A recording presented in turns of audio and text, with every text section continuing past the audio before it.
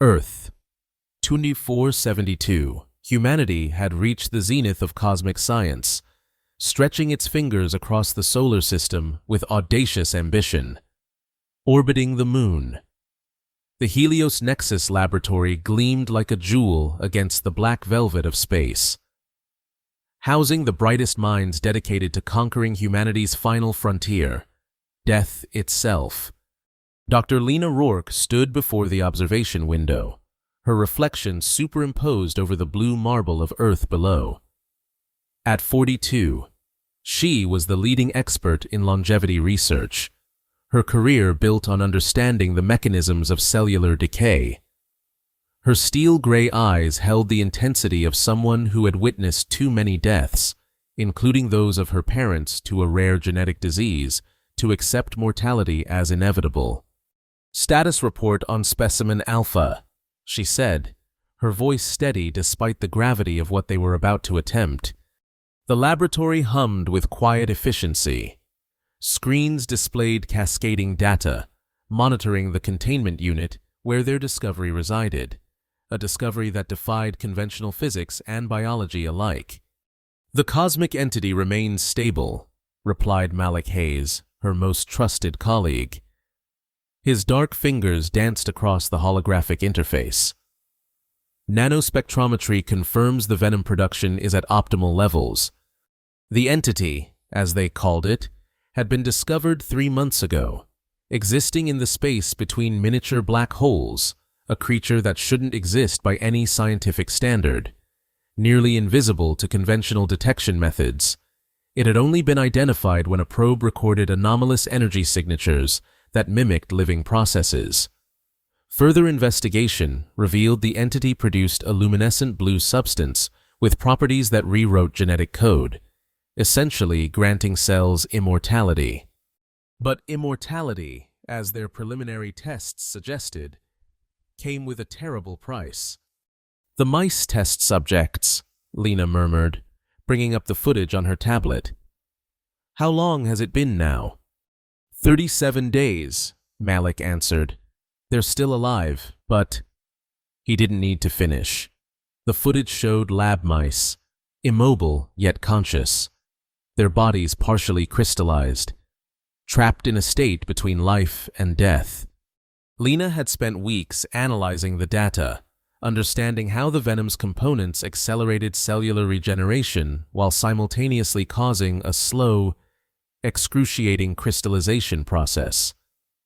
The subject wouldn't die, couldn't die, but would experience a gradual petrification of tissues while consciousness remained intact.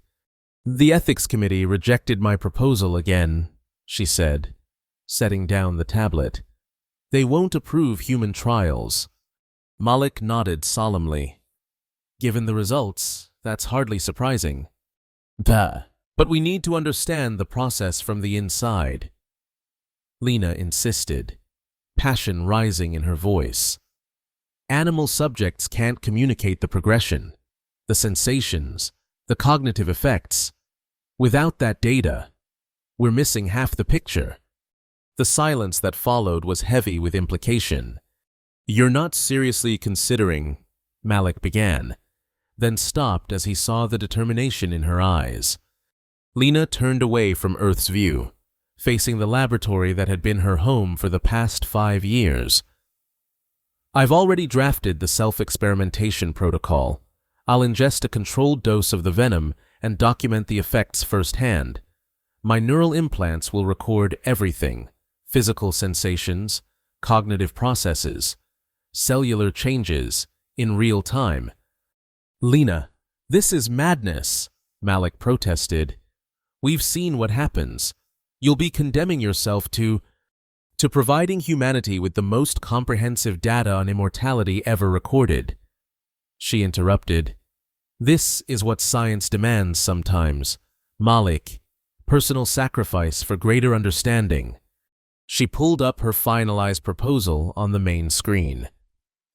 Project Prometheus, 30 days of intensive documentation, followed by cryostasis once the symptoms become too severe.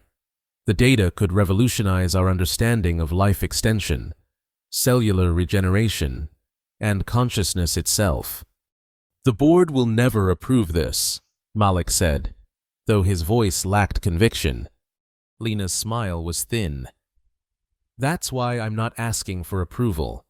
I'm informing you of my decision as my research partner and friend. The protocol begins tomorrow.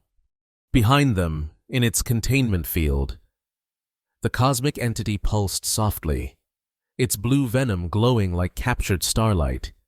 Day 1 began with clinical precision. The laboratory was sealed, with only Malik and 2 trusted technicians present.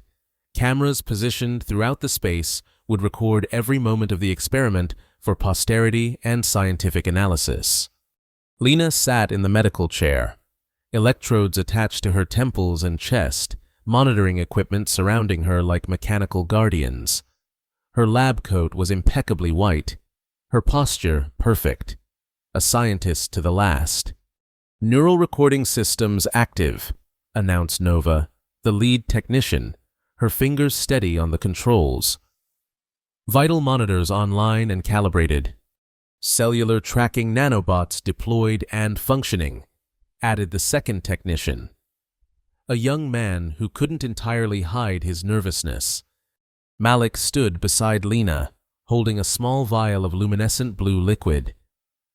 Final chance to reconsider, he said quietly. Lena extended her hand. Humanity has feared death since consciousness first emerged. Today, we look it in the eye. With steady hands, she accepted the vial, removed the stopper, and consumed the contents in one swift motion. The venom tasted of electricity and old stars, burning down her throat like liquid nitrogen. For several minutes, nothing happened. The monitors beeped steadily, showing normal vital signs. Then, at precisely 7 minutes post-ingestion, Lena gasped. Her back arched slightly, and the neural monitors spiked dramatically. Initial cellular contact, she dictated, her voice clinical despite the strange sensations cascading through her body. Sensations similar to carbonation throughout the bloodstream, followed by intense warmth spreading from core to extremities. Malik watched the microscopic feed showing Lena's blood cells. Already, the venom was attaching to cellular membranes, its alien structure merging with human biology in ways that defied conventional understanding. Heart rate elevated but stable, Nova reported. Brain activity showing unusual patterns in the temporal and parietal lobes. By evening, Lena was experiencing the first documented benefits of the venom. A small cut on her hand, received while adjusting equipment, healed before their eyes. Her reflexes tested at 30% above her baseline. Cognitive processing tests showed marked improvement in pattern recognition and mathematical calculation. Day 1 observations complete, she recorded as midnight approached. Initial phase appears consistent with enhanced cellular function and accelerated neural processing. No pain or discomfort beyond the initial ingestion reaction. Tomorrow, we begin stress testing to measure regenerative capabilities. Malik looked troubled as he helped disconnect the monitoring equipment. You should rest, he said. Your body is undergoing significant changes. Lena flexed her fingers, fascinated by the subtle blue luminescence visible beneath her skin when the lights dimmed. I've never felt more alive. Malik, isn't that ironic?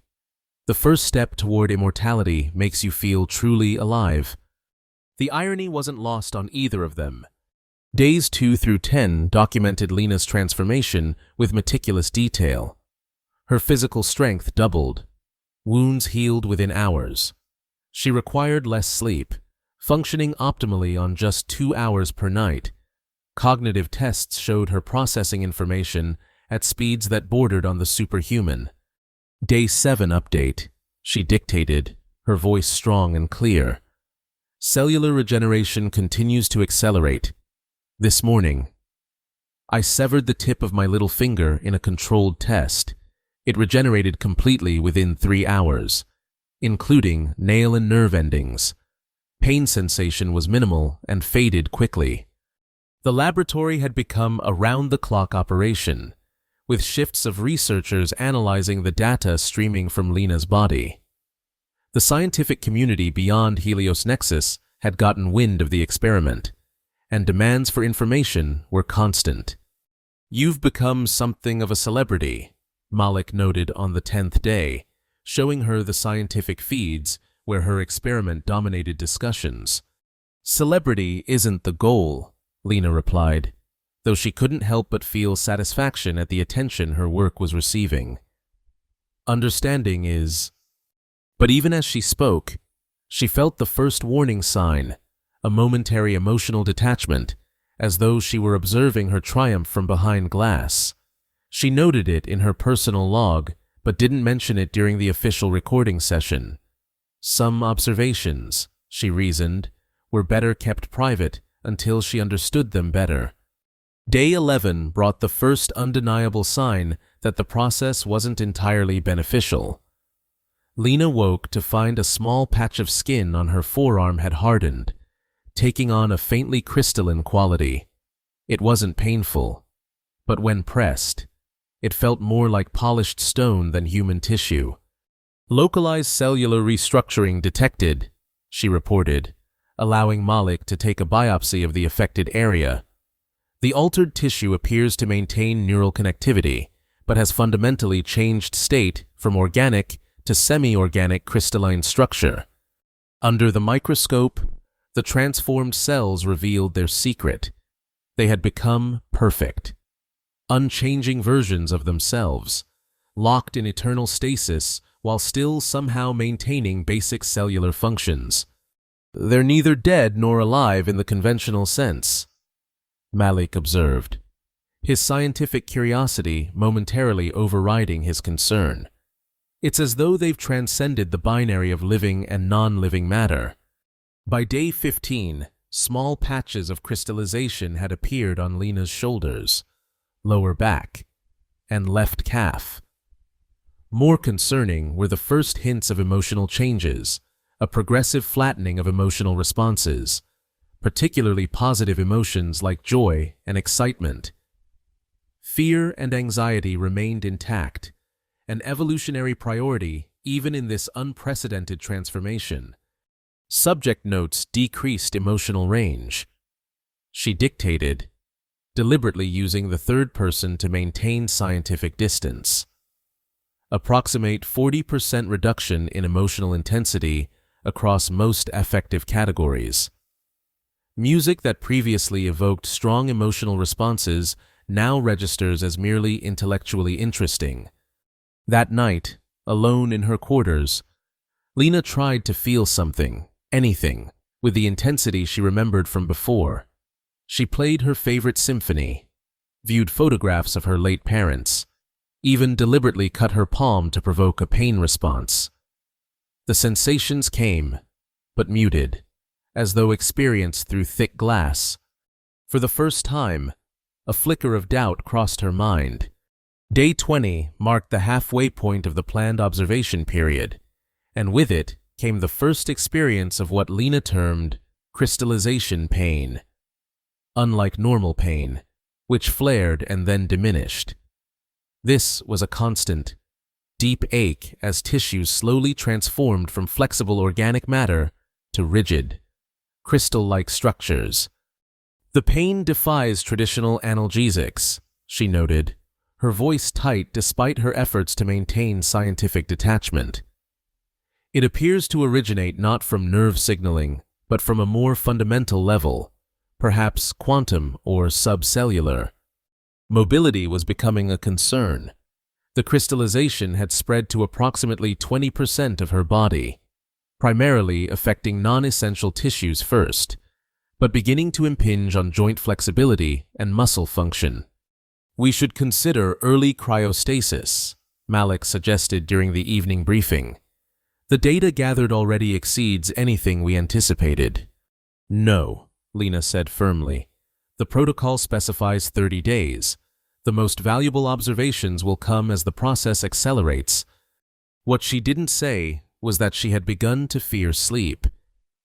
In the darkness, with only her thoughts for company, the reality of her situation pressed in on her. She was becoming something other than human, not dying, but transforming into a state of existence with no known parameters or precedents. Outside the laboratory, controversy was growing. News of her self-experimentation had leaked to the public, sparking heated debates about scientific ethics and the boundaries of human research. A vocal group called Natural Humanity had begun staging protests outside Helios Nexus's Earth headquarters, demanding the experiment be terminated. They're calling it assisted suicide, Malik told her, showing her the news feeds. The ethics committee is under pressure to intervene. Lena's laugh was hollow. Suicide implies death. What's happening to me is quite the opposite. On day 25, the protests reached a crescendo when Dr. Aurelia Watson, a renowned bioethicist, publicly condemned the experiment as a fundamental violation of the Hippocratic Oath and human dignity. She filed an emergency injunction to have Lena removed from the laboratory and placed in medical care to mitigate the damage already inflicted. "They don't understand," Lena said, watching the news broadcast. The crystallization had reached her neck now, creeping upward in delicate, almost beautiful patterns that caught the light. This isn't about one life. It's about understanding the very nature of existence. Malik looked troubled. The board is convening tomorrow to discuss the injunction. They may vote to suspend the experiment. For a moment, something like fear flickered in Lena's increasingly inhuman eyes. They can't. Not when we're so close to understanding. That night, she recorded a private message, her voice steady despite the constant pain that had become her companion. "If you're viewing this, the experiment has been terminated against my wishes. I want to state unequivocally that I entered this process with full awareness of the consequences. What is happening to me is not death, but transcendence. The pain is considerable. Yes, but so is the knowledge we're gaining. Sometimes, science requires martyrs. I am honored to be one." Day 30 arrived with a terrible symmetry.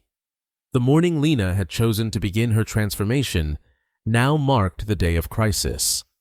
The crystallization had accelerated dramatically overnight, affecting nearly 60% of her body. Movement had become difficult. She remained in the medical chair, monitors beeping steadily around her. The laboratory was tense. Word had come that the ethics committee had voted to end the experiment immediately. Security teams were en route to Helios Nexus with orders to place Lena in emergency medical stasis. "They'll be here within hours," Malik said, his voice tight with stress. "Lena, we have to prepare you for transfer." She didn't respond immediately. Her eyes, now an inhuman blue that glowed faintly in dimmed light, were fixed on the cellular monitor showing the progression of the crystallization. "We haven't reached the final stage," she said finally. "The true transformation is just beginning." As if summoned by her words, a wave of pain unlike anything previous washed through her. She arched in the chair, a strangled cry escaping her lips. On the monitors, her neural patterns spiked into configurations never before recorded in human subjects. "What's happening?" Nova cried, frantically checking the equipment.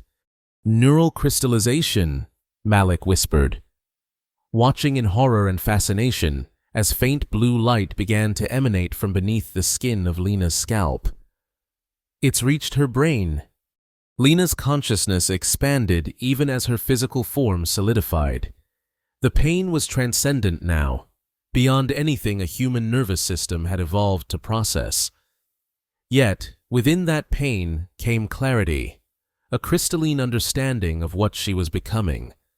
"Record everything," she managed to say, her voice distorted as the crystallization reached her vocal cords.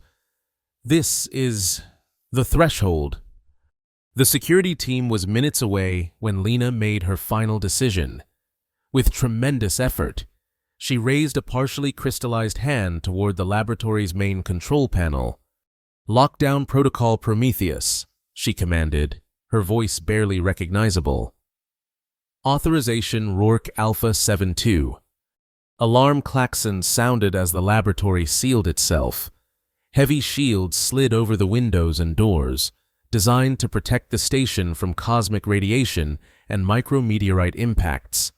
Now they would serve a different purpose, ensuring her transformation could complete without interference. "Lena, what are you doing?" Malik demanded, though he already knew. "Ensuring the data is complete," she managed, each word a struggle against her increasingly rigid form. 48 hours, that's all. I need." Through the pain, through the transformation that was neither life nor death, Lena remained the scientist, even as her consciousness expanded beyond the boundaries of her crystallizing brain. She observed, analyzed, documented. The next 48 hours would become legendary in scientific circles, the Prometheus Protocol. They would later call it Within the Sealed Laboratory. Lena Rourke completed her transformation into something beyond human, while her faithful team recorded every moment, every data point, every impossible measurement. By the time the security team finally breached the laboratory's defenses, it was over.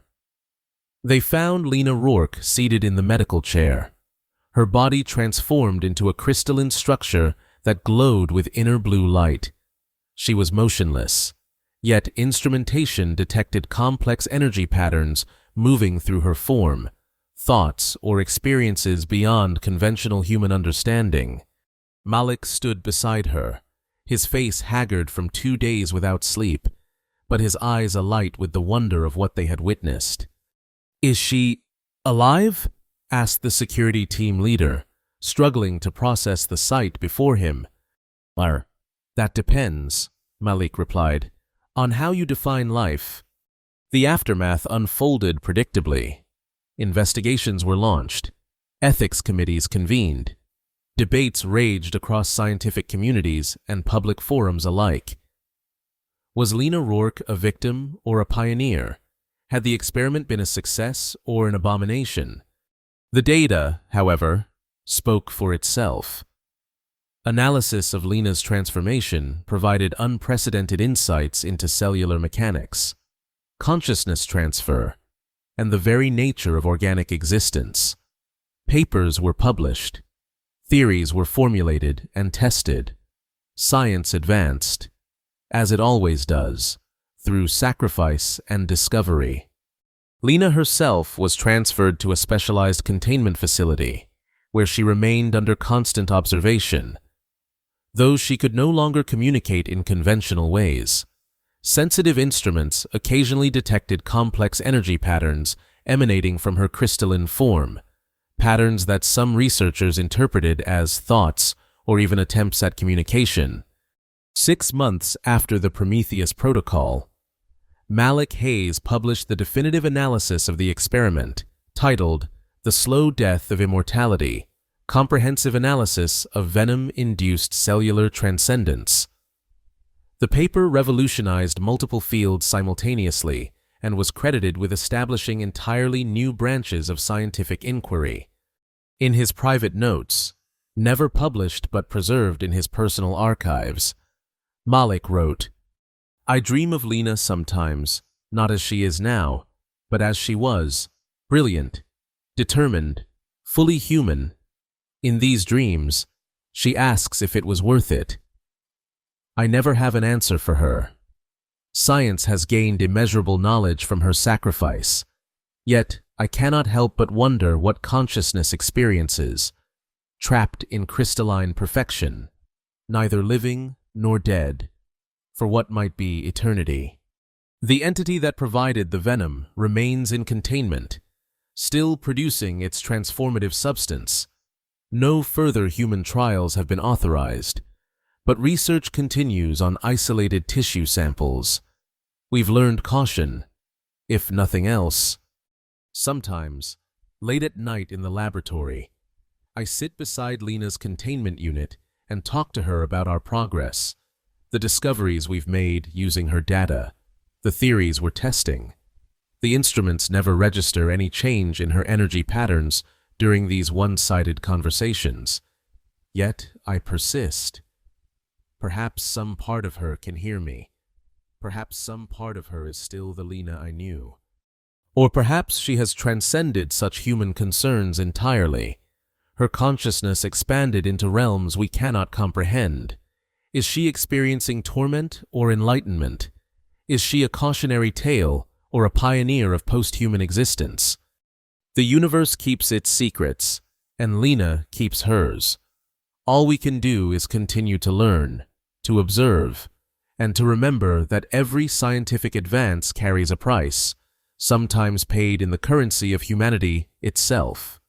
In her crystalline state, Lena Rourke existed, not alive in any conventional sense, yet not dead either. Inside that perfect, unchanging form, something persisted. Was it consciousness, memory, or something beyond human understanding? The instruments couldn't say. The scientists couldn't determine. The mystery remained, as it often does at the boundaries of knowledge. But sometimes, when the laboratory was quiet and the monitoring equipment unattended, the crystalline form that had once been Lena Rourke emanated patterns of energy that, if translated into sound, might have resembled words. Worth it, for knowledge, for humanity, for understanding the price of forever. And occasionally, in those moments between observation and recording, a single tear-like droplet of blue luminescence would form at the corner of what had once been her eye, suspended there like a star about to fall, containing within it all the unspoken truths about immortality's terrible cost. The droplet never fell. In immortality, nothing ever truly changes. That, perhaps, was the greatest discovery of all, that eternal life might be the cruelest death imaginable. And yet, the blue light pulsed on, neither living nor dead, a testament to human curiosity and the lengths to which we will go to understand the ultimate mysteries of existence. In that pulsing light was contained both warning and promise, both caution and hope, the dual nature of all great scientific endeavors. In the vast silence of the containment chamber, Lena Rourke's legacy continued to illuminate the darkness, one crystalline pulse at a time.